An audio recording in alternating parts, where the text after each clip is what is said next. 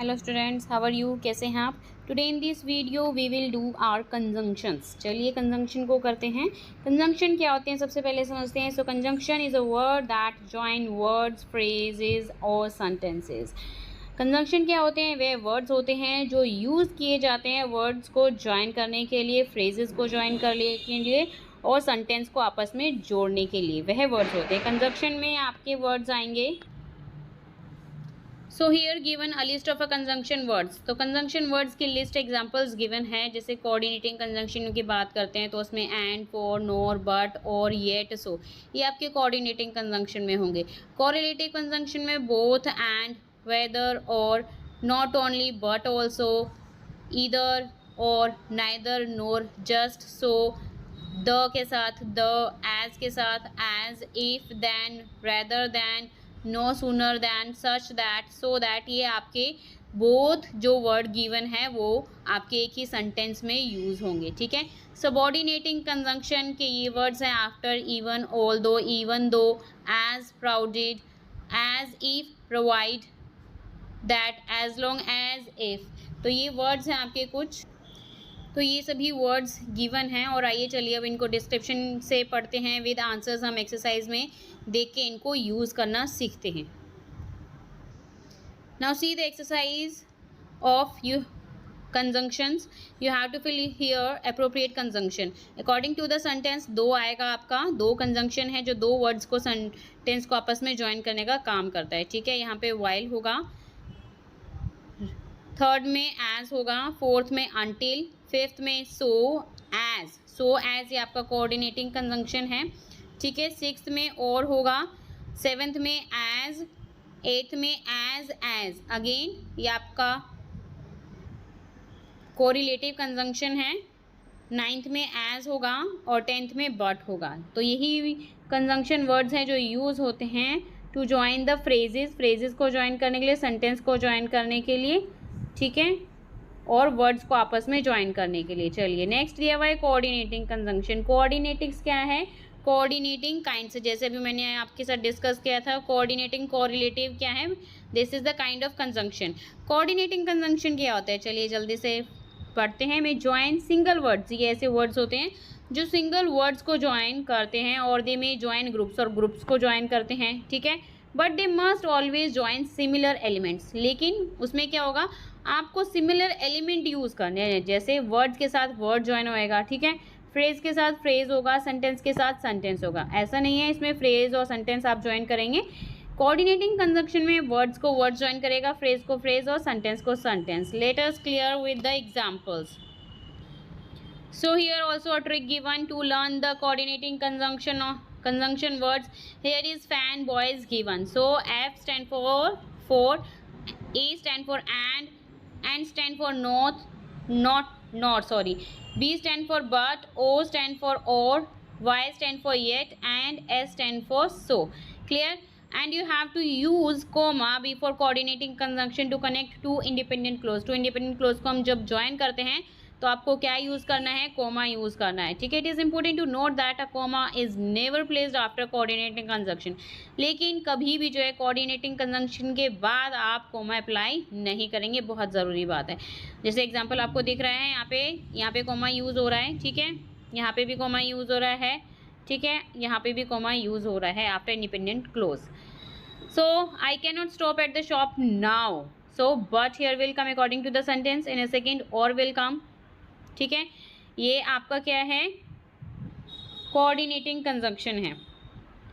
And और सो दोनों में से, बोथ में से कोई सा भी एक लिख सकते हैं आप। फोर्थ में सो, फिफ्थ में बट या येट, सिक्स्थ में और, सेवेंथ में सो एंड एट्थ में एंड। यहाँ पे आपको दिख रहा है बिफोर कोऑर्डिनेटिंग कंजंक्शन यहाँ पे टू इंडिपेंडेंट क्लोज को ज्वाइन करने के लिए कोमा अप्लाई किया है। ठीक है। नेक्स्ट नाइन्थ सो और टेंथ आपका येट आएगा। क्लियर? चलिए नेक्स्ट पे आते हैं। सी एक्सरसाइज। सी कोऑर्डिनेटिंग कंजंक्शन सेम वही आपको फिल करना है।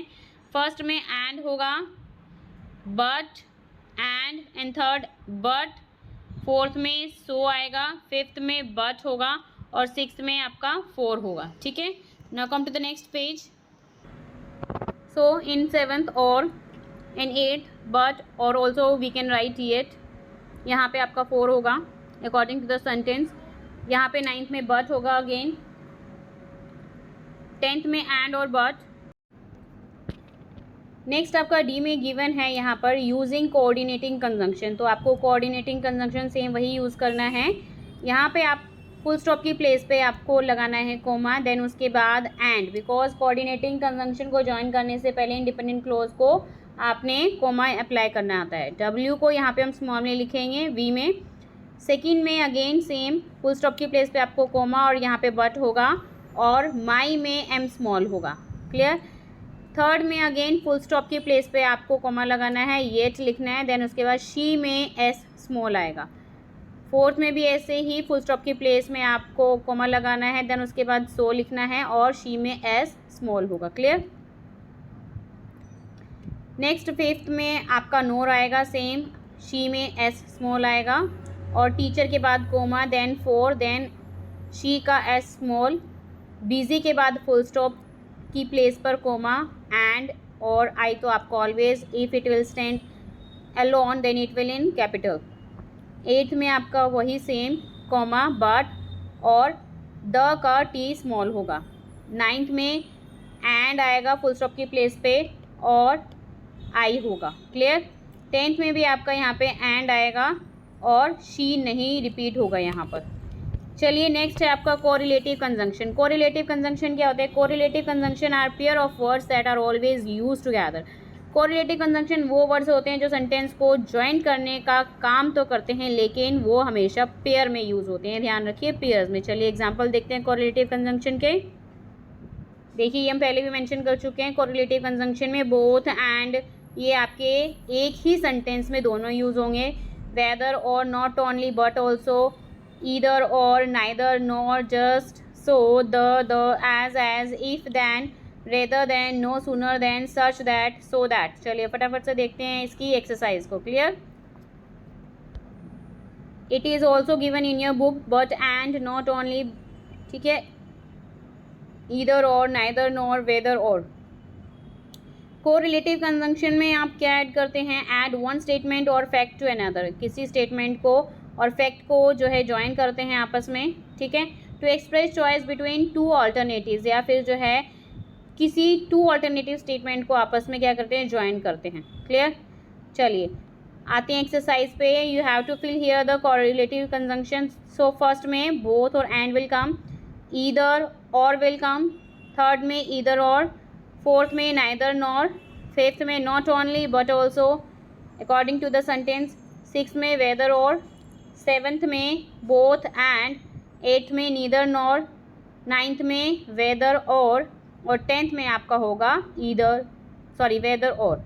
सो here in if you have to make a sentence with a correlative conjunction by using this words given, ठीक है। You have to use both in a pair in a one sentence. तो आपको जो है अपने sentence चाहे आप खुद से बनाइए चाहे आप इसमें एक्सरसाइज में की हेल्प भी ले सकते हैं, और ऐसे ही आपको जो है फॉलो करके सेंटेंस को बनाना है।